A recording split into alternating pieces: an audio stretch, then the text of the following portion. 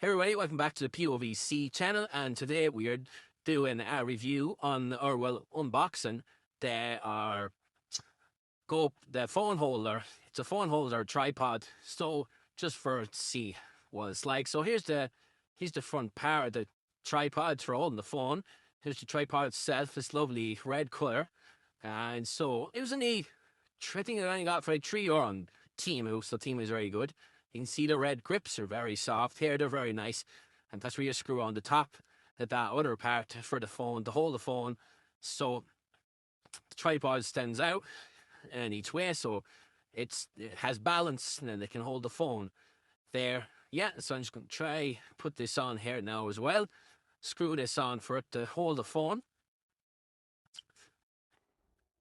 Yeah, so I'll just screw that on here.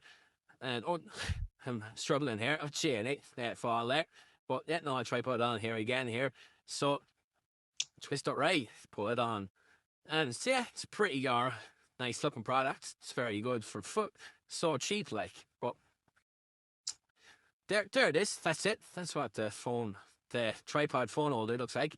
And at the top here, you can screw that up and down to tighten the phone, hold a grip on it, or to loosen it to get it out. But yeah,